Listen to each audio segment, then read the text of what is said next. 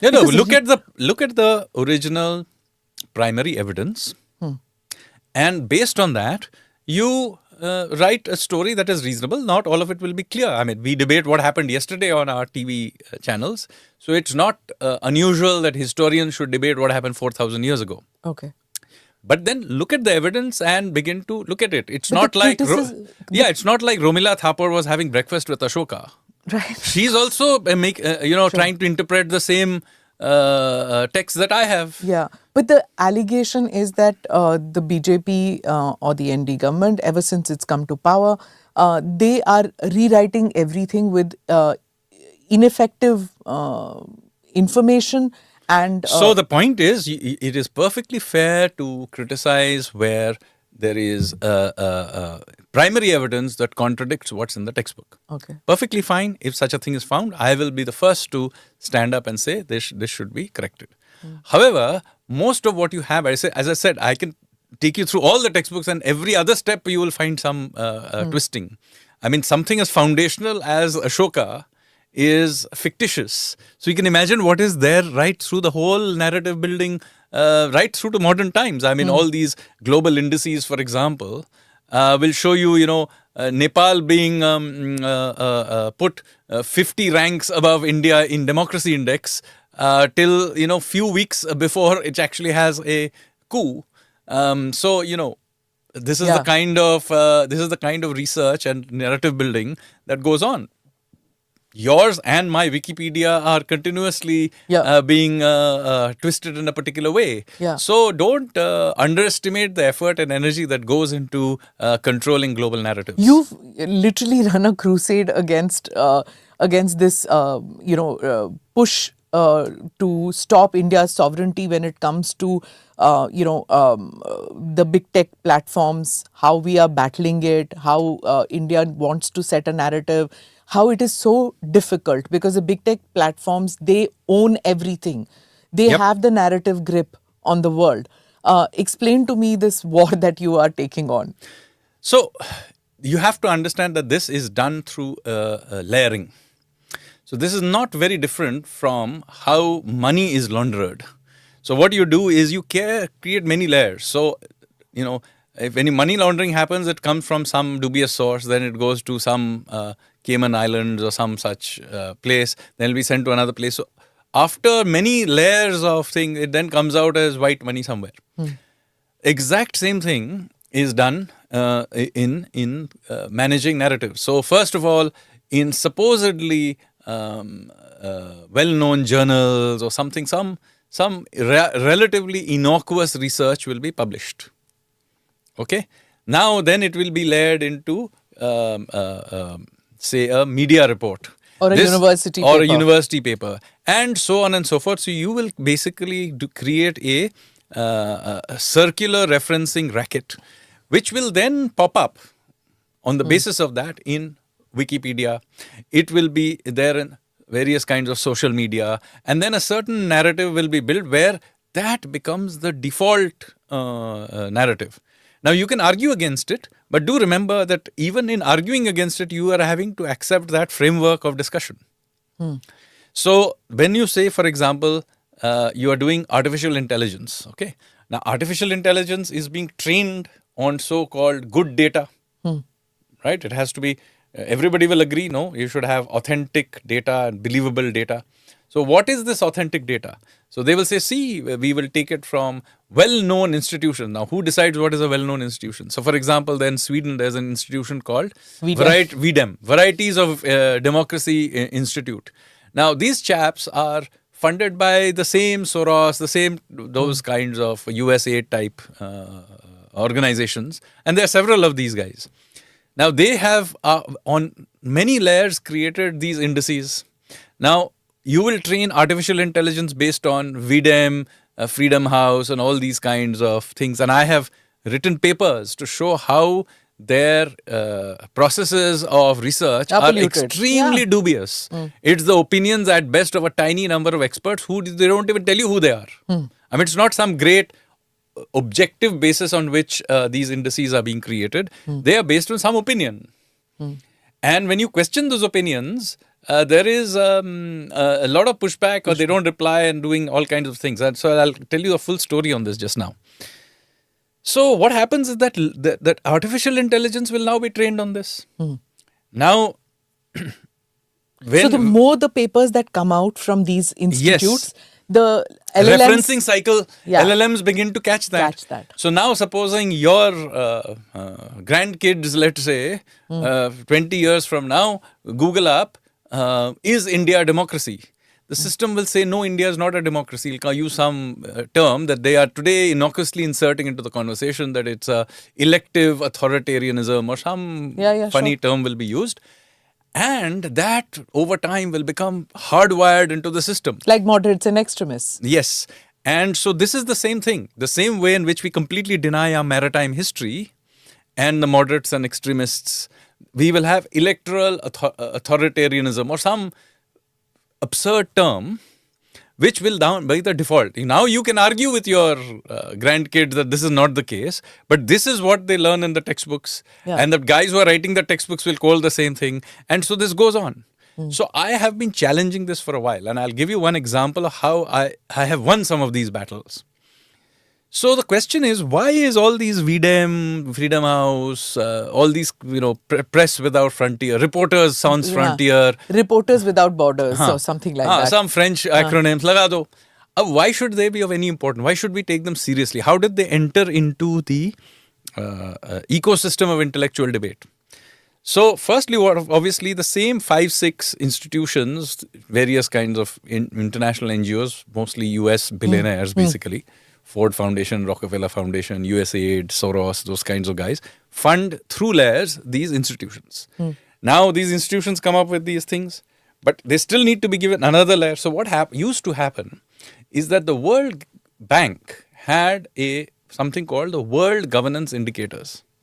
It had a website, and what it did, it created these World Governance Indicators and gave them a stamp of approval. So when, for example, real world people like JP Morgan, let's say, creates or for example, the sovereign ratings, they would use the World Bank's World Governance Indicator as part of for sovereign ratings, for example, 20% of the weightage went to this world. Now you think World Bank, World Governance Indicator, stamp of approval ho gaya. Now you dig into this and you discover the following thing. It's actually not based on anything the World Bank has done, but on two random researchers who are not World Bank employees, who are the persons who are in charge of this World Governance Indicator. And if you research it enough, at the bottom there's a small disclaimer which states that, World Bank and its staff are not in any way responsible for these indicators, and that if you have any questions, go and talk to those two chaps. So I actually did that because I questioned many of these democracy, happiness, all these kinds of indicators. Yeah. And I wrote to the World Bank. Where Afghanistan is a happier place than India. No, everybody is a happy place except India. So I asked them, how is this possible? Because, we had Reporters Sans Frontier. Once actually, I think it was Reporters Sans Frontier. Or somebody where India's press freedom was less than that of Afghanistan and Pakistan. I remember this. It was 2-3 years ago. So I questioned this whole, their methodology, etc. And I wrote to World Bank saying that, please tell me, how are you using this? So very quickly, they sent me back a letter saying that, sorry, we are not responsible for all of this. These two researchers are. And then you write to them, they will tell you, we have not done anything. You write to VDEM. You see, no responsibility. So I questioned this whole thing, and India and some other countries also raised this issue in about a year and a half ago. And then the World Bank looked into it. And I think in late 2024, they issued a notification saying that they're withdrawing the World Governance Indicators and relooking at how to rejig it. So pushing back matters, but it requires a lot of intellectual effort.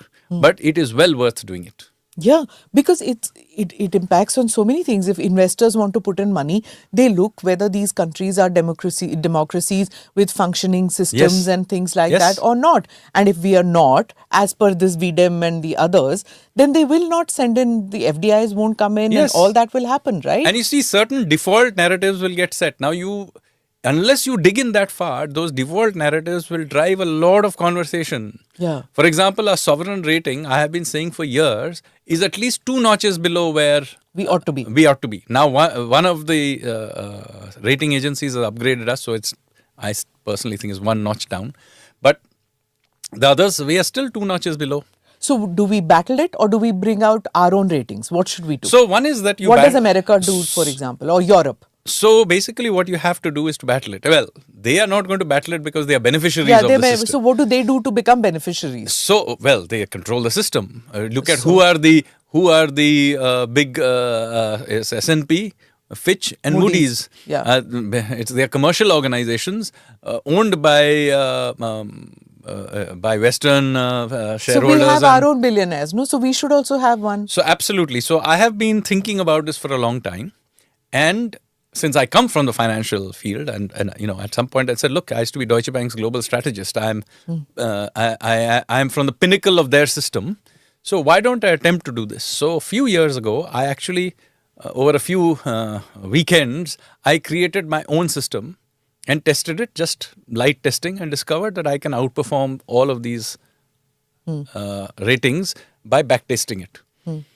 But then, you see, issuing it from the Economic Advisory Council would not work. And giving sovereign ratings to ourselves and the rest of the world, not going to work.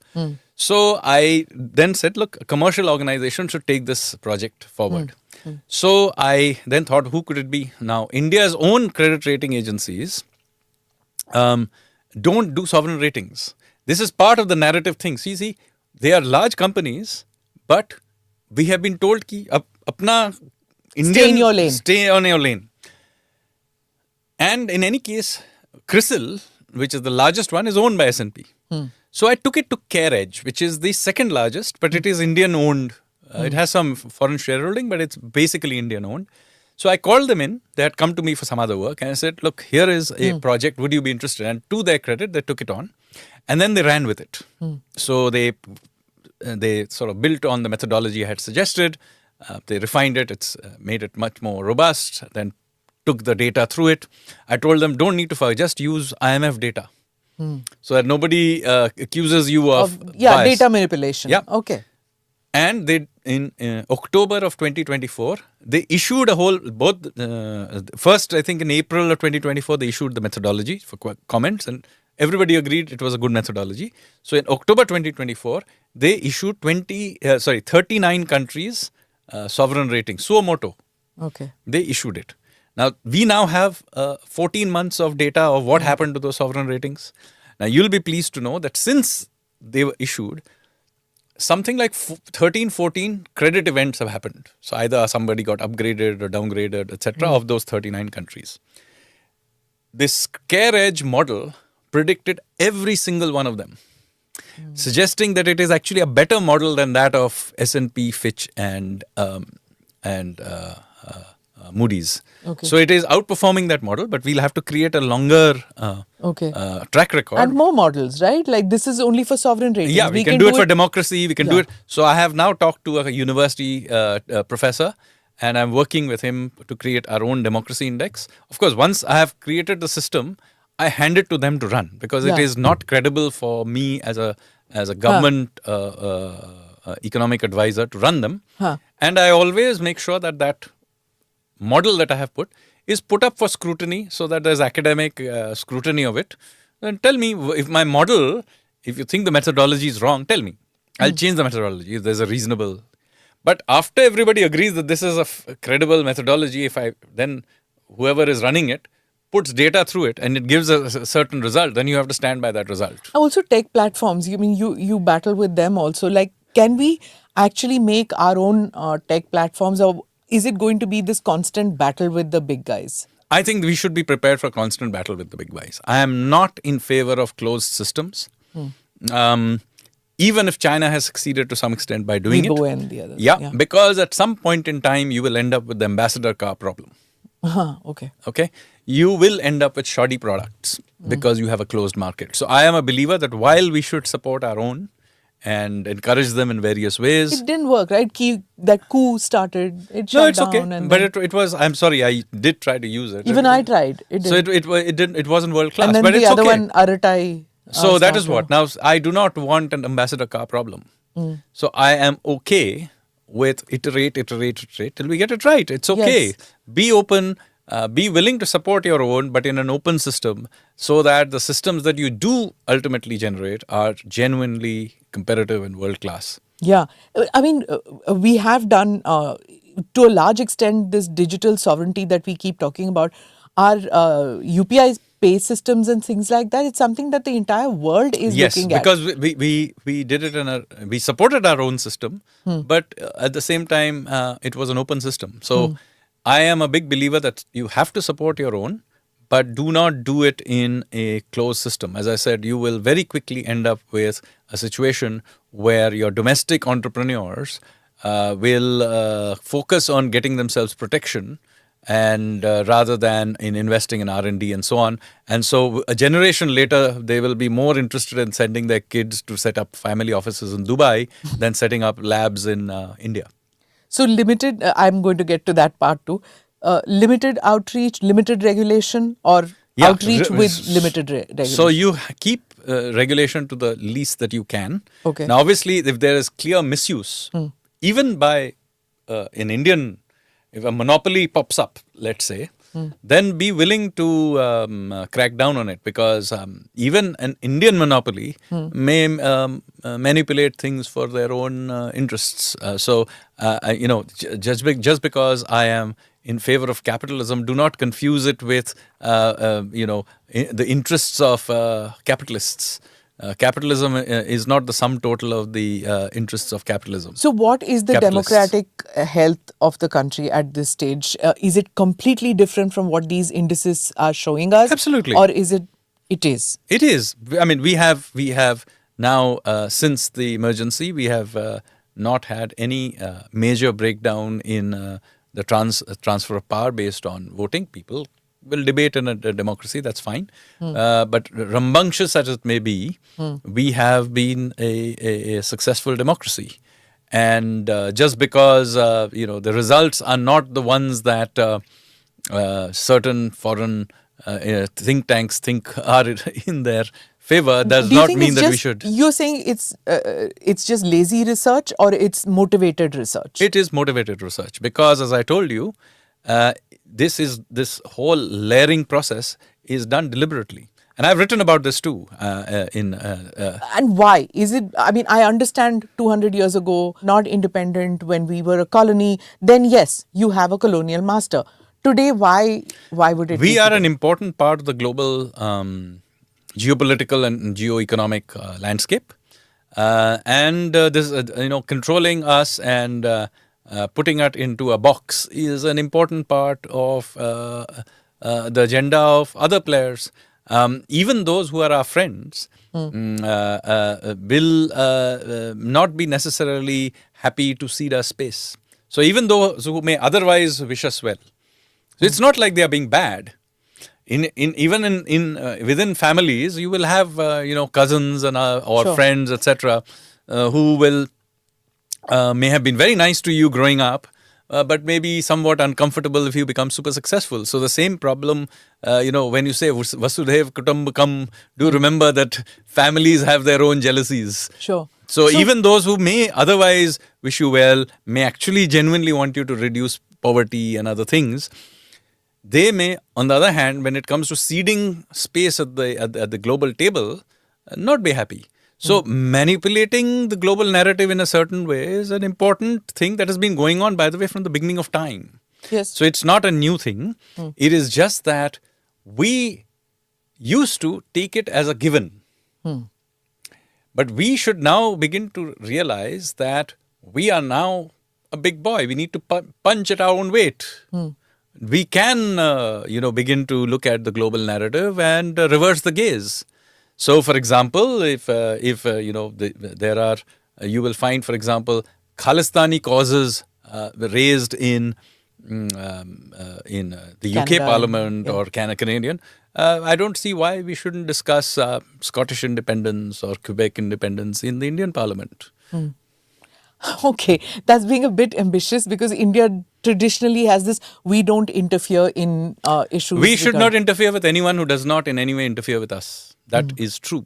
Yeah. But I do think that there should be an idea of reciprocity that we should have. Okay, have an opinion. Okay, when you were talking about the Indian growth story and it makes other countries uncomfortable, we all grew up with the not grew up. I'd say that in the past 15 years or 20 years since liberalization, post-liberalization, and things like that, the what we were given to understand is that the Western world appreciates India's growth story, sees us as a partner. But is it making them uncomfortable that our growth trajectory is at a faster pace than they would like it to be? Of course, as I said, even your friend, it's not necessary that they are wishing us ill in the sense that they may be okay with us removing poverty, etc., as long as we stay in our lane. Once we are big enough to be, and we are now big enough to be a major player, then you have to be willing to accept that it comes with the game changing. That you now your car is big enough to be not quite fit into the lane that has been designated So to the you. West and America are forthcoming with their opinions. You kind of